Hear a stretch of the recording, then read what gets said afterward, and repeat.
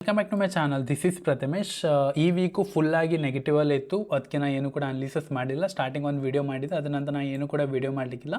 ನಾನು ಹೇಳಿದ್ದೆ ಪ್ರೀವಿಯಸ್ ವೀಕಲ್ಲಿ ಹೇಳಿದೆ ಮಾರ್ಕೆಟ್ ನೆಗೆಟಿವ್ ಆಗ್ಬೋದು if in case breakout failure ಆಗಿದ್ದಾರೆ, ರೈಟ್.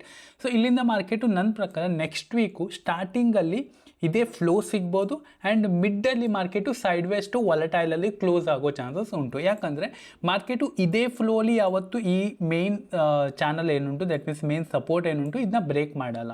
ಸೊ ಇಲ್ಲಿಂದ ಒಂದು ಫ್ಲೋಲ್ಲಿ ಹೋದ್ರಿ ಕೂಡ ದೆನ್ ಇದು ಸ್ವಲ್ಪ ರಿಟರ್ನ್ ಬರ್ತದೆ. ಇಫ್ ಇನ್ ಕೇಸ್ ಆವಾಗ ಸ್ಟ್ರಾಂಗ್ ಇದ್ದರೆ ಅಲ್ಲಿಂದ ಅಗೇನ್ ಮತ್ತೆ ಹೋಗಿ ಬ್ರೇಕ್ ಆಗೋ ಚಾನ್ಸಸ್ ಇರ್ತಾರೆ. ಸೊ ಅದಕ್ಕೆ ನನ್ನ ಪ್ರಕಾರ ಇದೇ ಫ್ಲೋಲ್ಲಿ ಹೋದರೂ ಕೂಡ ಒಂದು ಪುಲ್ ಬ್ಯಾಕ್ ಬರ್ತಾರೆ. ಆ ಪುಲ್ ಬ್ಯಾಕು ಮಿಡ್ ವೀಕಲ್ಲಿ ಆಗ್ಬೋದು. ಹಾಗೆ ದಟ್ ಮೀನ್ಸ್ ನೆಕ್ಸ್ಟ್ ವೀಕಲ್ಲಿ ನಮಗೆ 4 ಟ್ರೇಡಿಂಗ್ ಡೇಸ್ ಇರ್ತಾರೆ, ಬಿಕಾಸ್ ಯಾಕಂದರೆ ಬುಧವಾರ ರಜೆ ಉಂಟು ಕ್ರಿಸ್ಮಸ್ ಆಗೋಸ್ಕರ. ಹಾಗೆ happy Christmas day all of you. So ಅಲ್ಲಿಂದ ಮಾರ್ಕೆಟು ರಿವರ್ಸ್ ಆಗೋ ಕೂಡ ಚಾನ್ಸಸ್ ಇರ್ತಾರೆ, ಫೈನ್. ಸೊ ನನ್ನ ಪ್ರಕಾರ ಅಲ್ಲಿ ಒಂದು ಮಿಡ್ ವೀಕಲ್ಲಿ ಸೈಡ್ ವೇಸ್ ಟು ವಾಲಟೈಲ್ ಇರೋ ಚಾನ್ಸಸ್ ಉಂಟು. ಸೊ ಈಗ ನಾವು ಮಂಡೇ ಹೇಗೆ ಪ್ಲ್ಯಾನ್ ಮಾಡ್ಬೋದು? Simple. If in case market flat open ಆಗಿ ಅಲ್ಲಿಂದ ಡೇ ಲೋನ ಬ್ರೇಕ್ ಡೌನ್ ಆದರೆ ಅದೇ ಫ್ಲೋ ಅಲ್ಲಿ ಪ್ಲ್ಯಾನ್ ಮಾಡಿ, ಕ್ವಾಂಟಿಟಿ ಲೆಸ್ ಆಗಿ ಪ್ಲ್ಯಾನ್ ಮಾಡಿ. That means if in case ಮಾರ್ಕೆಟಲ್ಲಿ ನಿಮ್ಮ ಯೋಗ್ಯತೆ ಉಂಟು, ದಟ್ ಮೀನ್ಸ್ ನೀವು 10 ಲಾಟಲ್ಲಿ ಪ್ಲ್ಯಾನ್ ಮಾಡಲಿಕ್ಕೆ ಯೋಗ್ಯತೆ ಇದೆ ಅಂದರೆ ನೀವು ಇಲ್ಲಿ 5 ಲಾಟಲ್ಲೇ ಪ್ಲ್ಯಾನ್ ಮಾಡಿ, ಬಿಕಾಸ್ ಮಾರ್ಕೆಟು ಟಾಪಿಂದ ಬರ್ತಾ ಉಂಟು, ರೈಟ್. ಸೊ ಮಾರ್ಕೆಟ್ ಇಲ್ಲಿಂದ ನನ್ನ ಪ್ರಕಾರ 24,400 ಈ ರೇಂಜಲ್ಲಿ ತನಕ ಬರೋ ಚಾನ್ಸಸ್ ಉಂಟು. ಇಲ್ಲಾಂದರೆ ಇಲ್ಲಿಂದ ಫ್ಲೋಲಿ ಕೂಡ ಹೋಗೋ ಚಾನ್ಸಸ್ ಇರ್ತದೆ. ಸೊ ಇಲ್ಲಿ ತನಕ ಬರೋ ಚಾನ್ಸಸ್ ಇದ್ದರೆ ಇಫ್ ಇನ್ ಕೇಸ್ ನಮಗೆ 150.5 ಲಾಟಲ್ಲಿ ಸಿಕ್ಕಿದ್ರೆ ವೆಲ್ ಆ್ಯಂಡ್ ಗುಡ್ ಆಗ್ತದೆ, fine. So if in case ಇಲ್ಲಿಂದ ಮಾರ್ಕೆಟ್ ಬ್ರೇಕ್ ಡೌನ್ ಆದರೆ ನಾವು ಪ್ಲ್ಯಾನ್ ಮಾಡ್ಬೋದು ಕ್ವಾಂಟಿಟಿ ಲೆಸ್ಸಲ್ಲಿ. If in case market upside ಹೋಗ್ತಾ ಇದೆ ಅಂದರೆ ಕ್ವಾಂಟಿಟಿ ಲೆಸ್ ಮಾಡಿ ಟ್ರೇಡ್ ಮಾಡಿ, ಇಲ್ಲಾಂದರೆ ಅವಾಯ್ಡ್ ಮಾಡಿ. ಯಾಕಂದರೆ ಇಲ್ಲಿಂದ ಸೆಲ್ ಆನ್ ರೈಸ್ ಆಗ್ತಾರೆ ನಿಮಗೆ.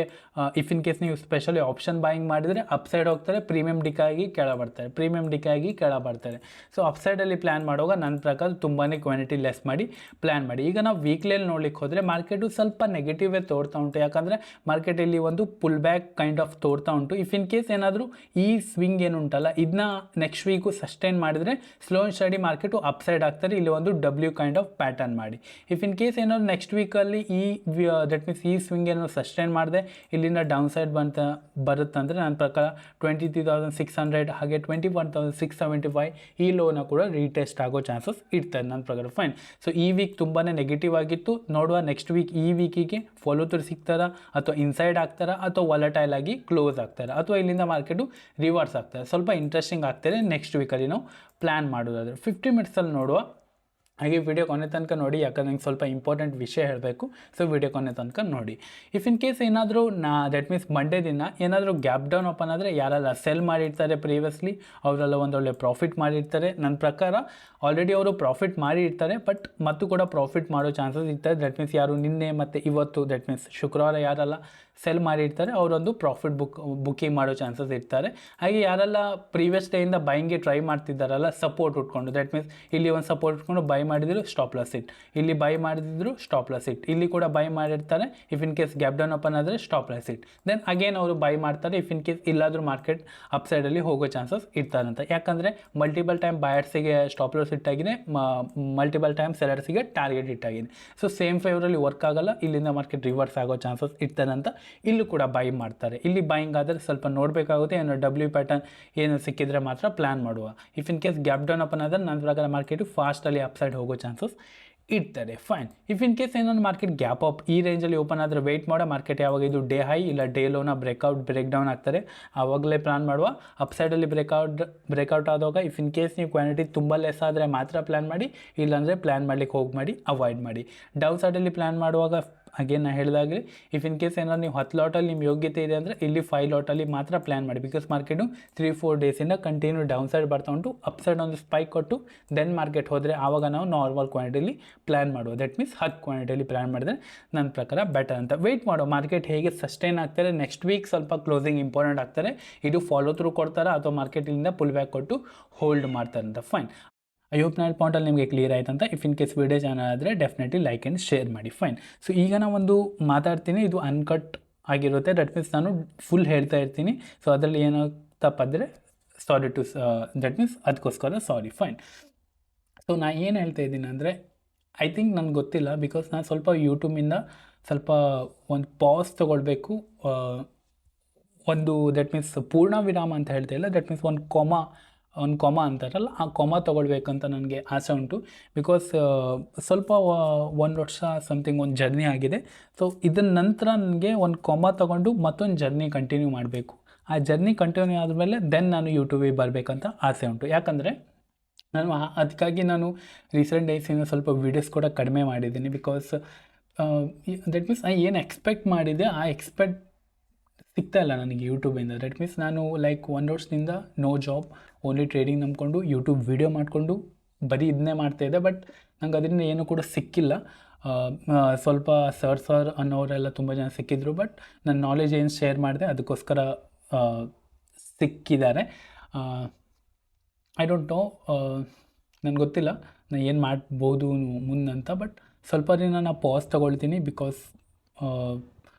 ಸ್ವಲ್ಪ ವರ್ಕ್ ಪ್ಲೇಸರು ಹಾಗೆ ಬೇರೆ ಫ್ಯಾಮಿಲಿ ಪ್ರಾಬ್ಲಮ್ಸಿಂದೆಲ್ಲ ಸ್ವಲ್ಪ ದಟ್ ಮೀನ್ಸ್ ಮೈಂಡೆಲ್ಲ ಡೈವರ್ಟ್ ಆಗ್ತಾ ಉಂಟು, ಟ್ರೇಡಿಂಗಿಂದ ಬೇರೆ ಕಡೆ ಮನೆ ಹೋಗ್ತಾ ಉಂಟು. ಸೊ ಸ್ವಲ್ಪ ನಾನು ಪಾಸ್ ತೊಗೊಳ್ತೀನಿ ಟ್ರೇಡಿಂಗಿಂದ. ಹಾಗೆ ದಟ್ ಮೀನ್ಸ್ ಟ್ರೇಡಿಂಗ್ ನಾನು ಮಾಡ್ತಾ ಇರ್ತೀನಿ. ದಟ್ ಮೀನ್ಸ್ ಸ್ವಿಂಗ್ ಟ್ರೇಡಿಂಗ್ ಹಾಗೆ ಆಪ್ಷನ್ ಟ್ರೇಡಿಂಗ್ ಸ್ವಲ್ಪ ಅವಾಯ್ಡ್ ಮಾಡ್ತೀನಿ. ಸ್ವಿಂಗ್ ಟ್ರೇಡಿಂಗ್ ಇಲ್ಲ ಪೊಸಿಷನ್ ಟ್ರೇಡಿಂಗ್ ನಾನು ಮಾಡ್ತಾ ಇರ್ತೀನಿ. ಬಟ್ ನಾನು ಈ ಯೂಟ್ಯೂಬ್ ವೀಡಿಯೋ ಮಾಡೋದು ಸ್ವಲ್ಪ ಪಾಸ್ ಮಾಡ್ತೀನಿ. ಹಾಗೆ ಟೆಲಿಗ್ರಾಮ್ ಚಾನಲಲ್ಲಿ ಸ್ವಲ್ಪ ಅಪ್ಡೇಟ್ ಮಾಡೋದು ಕೂಡ ಪಾಸ್ ಮಾಡ್ತೀನಿ. ಯಾಕಂದರೆ ಸ್ವಲ್ಪ ನನಗೆ ಒಂದು ಪಾಸ್ ಬೇಕು. ನಾನು ಆವಾಗ ಸ್ಟಾರ್ಟಿಂಗಲ್ಲೇ ಹೇಳಿದಾಗೆ, ದಟ್ ಮೀನ್ಸ್ ಈ ಕಾನ್ವರ್ಸೇಷನ್ ಸ್ಟಾರ್ಟಿಂಗಲ್ಲೇ ಹೇಳಿದಾಗೆ ಈ ವಿಡಿಯೋ ಲಾಸ್ಟ್ ಆಗಿರ್ಬೋದು ಅಥವಾ ಈ ಮಂತಲ್ಲಿ ವಿಡಿಯೋ ಲಾಸ್ಟ್ ಮಾಡ್ತೀನಿ. ಇದಕ್ಕಿಂತ ಅದರ ನಂತರ ನಾನು 1 ವರ್ಷ ಇಲ್ಲ 1 ತಿಂಗಳು ಅಥವಾ 2 ವರ್ಷ, ಐ ಡೋಂಟ್ ನೋ ಎಷ್ಟು ದಿನ ನನಗೆ, ಬಟ್ ನಾನು ಒಂದು ಪಾಸ್ ತೊಗೊಳ್ತೀನಿ. ದೆನ್ ನಾನು ನೆಕ್ಸ್ಟ್ ವೀಡಿಯೋ ಸ್ಟಾರ್ಟ್ ಮಾಡ್ತೀನಿ. ಫೈನ್. ಸೊ ಯಾಕಂದರೆ ನಾನು ಇದು ಹೇಳಬೇಕಿತ್ತು. ನೀವು ಅಂದ್ಕೊಳ್ಬೋದು ಇವನು ಫೋಕಸ್ ಹೋಯಿತು, ಇವನು ಕನ್ಸಿಸ್ಟೆನ್ಸಿ ಇಲ್ಲ ವೀಡಿಯೋ ಮಾಡೋದಲ್ಲಿ. ಎಸ್, ನಾನು ತುಂಬ ಕನ್ಸಿಸ್ಟೆನ್ಸಿ ಇದ್ದೇನೆ. ಬಟ್ ನಾನು ಏನು ಎಕ್ಸ್ಪೆಕ್ಟ್ ಮಾಡ್ತಾ ಇದ್ದೇನೆ ಆ ಎಕ್ಸ್ಪೆಕ್ಟೇಷನ್ ನನಗೆ ಸಿಗ್ತಾ ಇಲ್ಲ. ಹಾಗೆ ನಾನು ಬೇರೆ ಫ್ಯಾಮಿಲಿ ಪ್ರಾಬ್ಲಮ್ ಹೇಳ್ಬೋದು, ನೀವು ಫೈನಾನ್ಷಿಯಲ್ ಪ್ರಾಬ್ಲಮ್, ಇದೆಲ್ಲ ನಾನು ತುಂಬ ಸಫರ್ ಆಗ್ತಾಯಿದ್ದೀನಿ. ಸೊ ಅದಕ್ಕೆ ನನಗೆ ವೀಡಿಯೋ ಕಂಟಿನ್ಯೂ ಮಾಡಲಿಕ್ಕೆ ಆಗಲ್ಲ.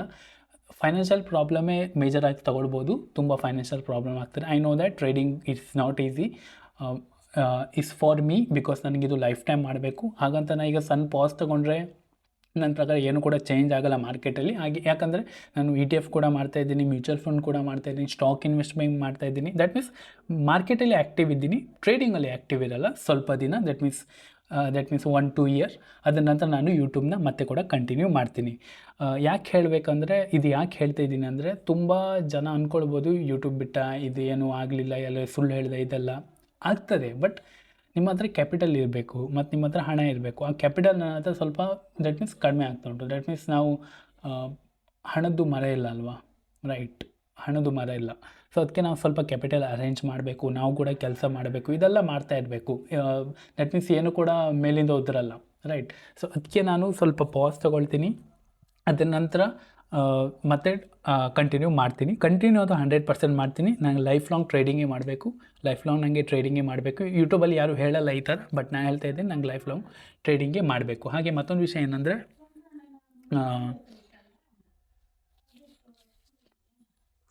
ಏನಂದರೆ, ಸ್ವಲ್ಪ ಅಮ್ಮ ಮಾತಾಡ್ತಿದ್ರು, ಸಾರಿ ಫಾರ್ ದ್ಯಾಟ್. ಮತ್ತೊಂದು ವಿಷಯ ಏನಂದರೆ,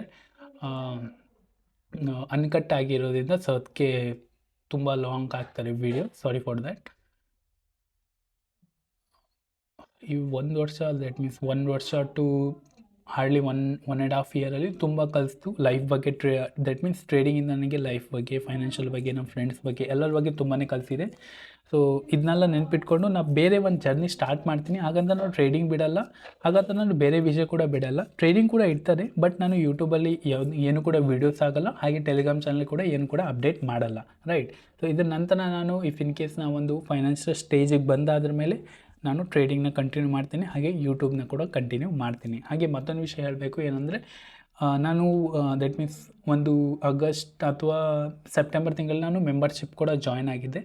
ದಟ್ ಮೀನ್ಸ್ ಸ್ಟಾರ್ಟ್ ಮಾಡಿದೆ. ಅದರಲ್ಲಿ ನಾನು ತುಂಬ ಜನದ್ದು ಮೆಂಬರ್ಶಿಪ್ ಕೂಡ ತೊಗೊಂಡಿದ್ದೇನೆ. ಹಾಗೆ ಸ್ವಲ್ಪ ಜನಕ್ಕೆ ನಾನು ದಟ್ ಮೀನ್ಸ್ ಟೀಚಿಂಗ್ ಕೂಡ ಮಾಡ್ತಾಯಿದ್ದೇನೆ. ಸೊ ಅವರಿಗೆಲ್ಲ ನಾನು ಸ್ವಲ್ಪ ರಿಫಂಡ್ ಮಾಡ್ತೇನೆ.